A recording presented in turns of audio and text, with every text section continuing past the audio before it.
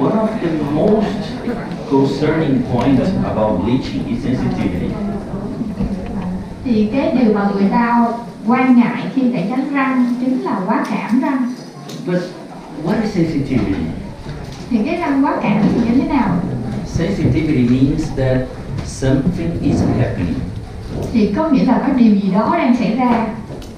Because if your bleaching product is releasing the radicals, the oxygens, ions, and those ions is penetrating inside of the tooth, means we are having interaction between oxygen and pigment, and also we can have some pulp response.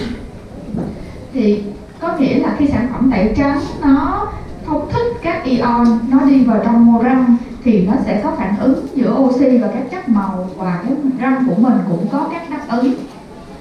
So inside of the tooth we have a rigid wall filled by a soft tissue called pulp. Thì răng của chúng ta là một cái có một cái khoang cứng, bên trong đó có một cái khoang rỗng, là một cái buồng tủy. And inside of these tissue, we have a blood circulation. Bên trong buồng tủy thì chúng ta, bên trong phần tủy răng thì chúng ta có sự lưu thông mạch máu. So when you have an inflammation, the cells go out from the vessels, and the edema compress nervous termination against the rigid walls that we call sensitivity. Thì khi có một cái viêm á, thì các chất nó đi thoát khỏi thành mạch và nó đi vào ra ngoài của cái mạch máu, đè ép lên các thần kinh. So to have sensitivity, we need to have inflammatory response. Thì khi mà nó ép lên các thần kinh thì nó sẽ gây ra nhạy cảm. Thì để nhạy cảm á, có nghĩa là nó đã có cái phản ứng viêm. And the oxygen has a very low molecular weight, and according to the enamel and dentin permeability, we can have oxygen passage. Cái phân tử oxy nó có cái phân tử lượng rất là thấp, nên là và cái phần men răng và ngà răng mình có một cái tính thấm, do đó oxy có thể đi qua. So why is important you choose good materials? Thì tại sao chúng ta chọn cái vật liệu của thương hiệu tốt là nó quan trọng? Because according to the chemical action, I mean the brand, concentration, I mean formula, and time, I mean technique. The combination between the material you choose and the technique you use, you have more or less ions passing through the to the pulp tissue. Thì nó tùy vào cái cái chất, có nghĩa là cái thuốc, là cái công thức, là cái thương hiệu, và tùy theo cái phần trăm, cũng như là tùy vào cái thời gian. Thì cái thời gian ở đây nó giống như là kỹ thuật tẩy vậy đó, thì chúng ta sẽ có cái nồng độ ion và đi đến được cái tủy răng. But it happens when we don't control the amount of ions reach the pulp. We need to control this. Và cái điều đó nó xảy ra khi chúng ta không kiểm soát được lượng ion đến buồng tủy, và chúng ta cần phải kiểm soát được lượng ion này. How we control? Bằng cách nào? Choosing materials that release in a controlled way their ions. Và chọn cái thuốc nào mà nó có kiểm soát được mức độ phóng thích ion. But our first question when we started to study bleaching was, do we have penetration from external surface to the pulp cavity? Thì câu hỏi đầu tiên khi đặt ra lúc tẩy trắng răng á, là chúng ta có cái độ thấm ion từ cái mặt ngoài răng vào tới khoang tủy hay không? Our first finding was, yes, we have penetration. Và cái nghiên cứu đã chứng minh là có cái sự thấm nhập đó. But penetration is not a problem. Nhưng mà sự thâm nhập nó không là vấn đề. The problem are, number one, when you don't control this penetration. Vấn đề xảy ra khi thứ nhất là chúng ta không kiểm soát được mức độ thấm. And number two, when your pulp tissue is not normal.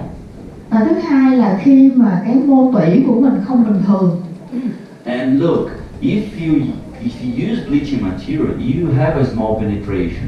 But the problem is when you activate with LED, you have the double. And when you put laser, is the triple amount of ion penetration to the pulp. Thì khi mà chúng ta không kích hoạt gì hết thì chúng ta sẽ có nồng độ như vậy, nhưng mà khi thêm vừa thuốc vừa đèn led thì chúng ta tăng cái nồng độ ion lên gấp đôi, và khi sử dụng laser thì nó tăng lên gấp 3. There's another reason that we do not recommend any activation. Đó là cái lý do chúng ta không có khuyên dùng các sản phẩm đèn led hoặc là laser. So this is one of the most important things to understand pulp tissue damage and sensitivity. Thì chúng ta cần phải hiểu được là khi mà cái mô tủy nó bị tổn hại và cái nhạy cảm răng nó như thế nào. The authors used a portable pediatric pulse oximeter. Thì cái tác giả thực hiện nghiên cứu này đã sử dụng cái máy đo oxy mà của trong cái buồng tủy mà có cầm tay. The same oximeter that we use to check the oxygenation of our blood. Thì cũng giống như cái mà chúng ta dùng để kẹp lên ngón tay để đo nồng độ oxy. They adapted to the central incisor. Thì họ dùng cái máy đo này họ đặt lên trên răng cửa giữa. So they could check the oxygenation of the tissue. Họ sẽ kiểm tra cái mức độ cái oxy ở trong cái mô răng. Look, before it started bleaching, they had a normal pulp tissue with 85% of oxygen saturation. Trước khi tẩy trắng là T0 thì họ có được cái nồng độ là 85% oxy bảo hòa. After one day, night guard, 84.9. Thì sau một đêm mang thì cái nồng độ xuống 84,9. After 7 days, 84.7. Sau 7 ngày là 84,7. After 15 days using night guard, 84.3. Sau 14 ngày thì nồng độ xuống còn 84,3. And then after 15 days, they stopped using and waited for 15 days to return to normal. Sau 15 ngày đó họ ngưng sử dụng và đợi khoảng 15 ngày nữa để cho cái nồng độ nó quay về bình thường. So after 15 days, 85% of oxygenation again. So I mean, this is no side effects, no damage. When you bleach, you have some situation but return to normal. Có nghĩa là đợt sau 15 ngày ngưng là cái nồng độ của mình quay về bình thường là 85%. Có nghĩa là không có tác dụng phụ. Chúng ta cũng bị tác dụng của thuốc ở một cái giai đoạn là sử dụng, nhưng mà sau đó là nó hoàn nguyên và nó quay về bình thường. So this situation shows us that the tissue is interacting with the oxygen, and yeah, they can feel some kind of sensitivity, but this is not damage. Thì điều này nó có nghĩa là mô nó cũng có cái phản ứng lại với thuốc, nhưng mà nó nằm trong cái giới hạn bình thường. But it happens and return to normal, pay attention, only if your patient is normal. Và chúng ta phải nhớ là nó chỉ trở lại bình thường nếu bệnh nhân của mình bình thường. That's why it's very important you understand and you diagnose your patient before you start any treatment. Chính vì vậy chúng ta phải hiểu được và chẩn đoán bệnh nhân trước bất kỳ điều trị nào. It's the most common situation are patients that don't have any bite stabilization. They have interferences, and the tooth that they have interference, probably this tooth is a little bit older than normal according with the chronic stimulus.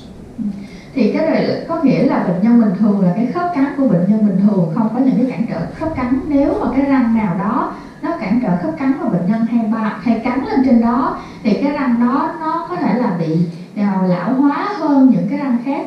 And when this tooth is not normal, is different. For example, according to this aging according to the bite, not balanced biting, this tooth will respond in a different way. Và khi một cái răng như vậy nó bị lão hóa, có nghĩa là nó bị những cái lực cắn bất thường ở khớp cắn không thăng bằng, thì nó sẽ đáp ứng một cách khác biệt. If they respond in a different way, it will be the first one who will feel sensitivity when you stimulate.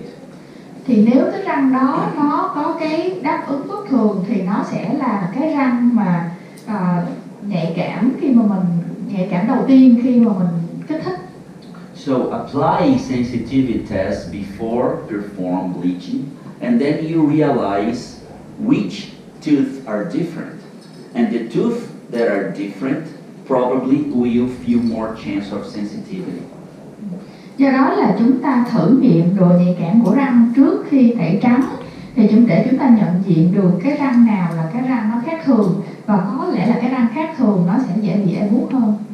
And then you are able to predict and treat and care your patient. Do đó chúng ta có thể tiên lượng, điều trị và chăm sóc bệnh nhân. So imagine the situation that your patient arrived to your office and you check him, you analyze the patient, and then you can say to him, you probably will feel a little bit of sensitivity in your upper premolar. Ví dụ như có một cái bệnh nhân đến với phòng mình thì mình kiểm tra mức độ nhạy cảm, phân tích, và mình sẽ báo cho bệnh nhân biết trước, có thể là cái răng cối nhỏ của bạn sẽ bị ê. So sensitivity is not related to bleaching. It is related to non-normal situation when we start to bleach. Do đó nhạy cảm răng nó không có liên quan đến trên tẩy trắng răng, mà nó liên quan tới những cái bất thường của răng đã hiện diện trước khi tẩy trắng. And this paper proved this. Và cái bài báo này nó đã chứng minh được. So, how to avoid sensitivity? Làm sao chúng ta tránh được cái ê buốt răng? Reducing the amount of ions reaching the pulp. Bằng cách là chúng ta giảm lượng ion đến vùng tủy. Choose materials that have gradual ionic release. Chọn các vật liệu phóng thích ion một cách chậm chậm. And adding here, protecting the cervical enamel. Và chúng ta phải bảo vệ men răng ở vùng cổ. Why? Tại sao? Let's understand some important features about the gels. Thì chúng ta sẽ tìm hiểu những cái đặc điểm quan trọng của gel.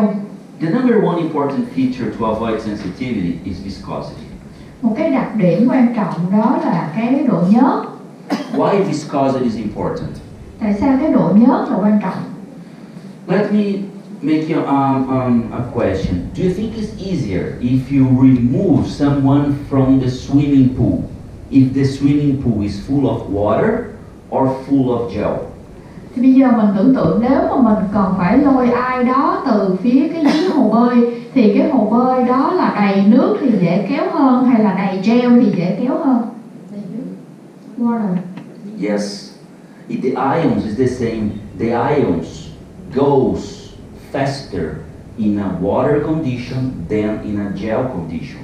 So fluid bleaching gels release the ions faster, and viscosity, thick viscous gel control the ion releasing. Ion nó cũng như vậy, khi mà ion nó đi vào cái môi trường mà nó lỏng nhiều thì nó sẽ phóng thích nhanh hơn so với ion nó được trong một cái môi trường gel mà nó nhớt. That's why it's very important you choose thick viscous gels. Chính vì vậy chúng ta nên là việc lựa chọn cái gel tẩy trắng có độ nhớt cao. There's many differences in the market. Có nhiều loại gel trong thị trường. Look, that's why when we say that the opalescence line controls better the ion releasing, you can see and the viscosity of the product that control ion releasing. And another important thing that you have to know is the anatomical condition of the cervical part. The anatomical condition will show you what happens in your patient.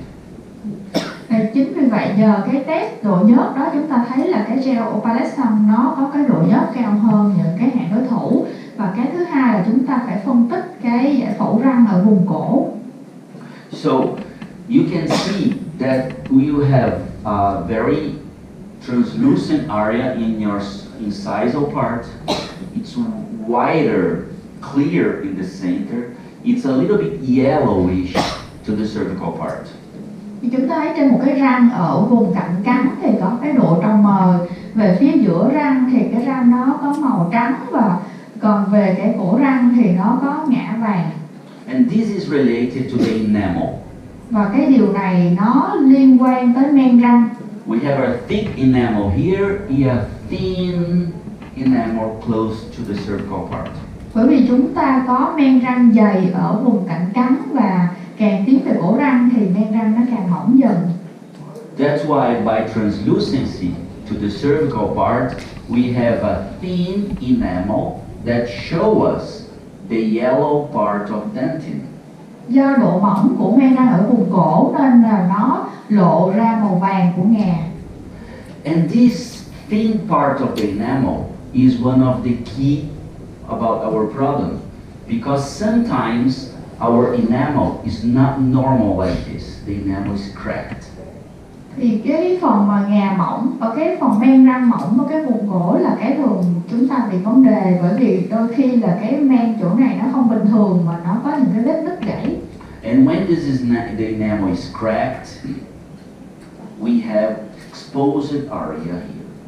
Thì khi mà cái có vết nứt gãy thì chúng ta có bị bộc lộ cái vùng này ở đây. Exposed area, exposed dentin. Nó lộ ngà. And if the dentin are exposed, we have this situation in this little part here. Thì nếu ngà lộ thì chúng ta sẽ thấy có cái khiếm khuyết chỗ đó. That's why you cannot put the gel here. Chính vì vậy chúng ta không thể đặt gel tại vị trí đó.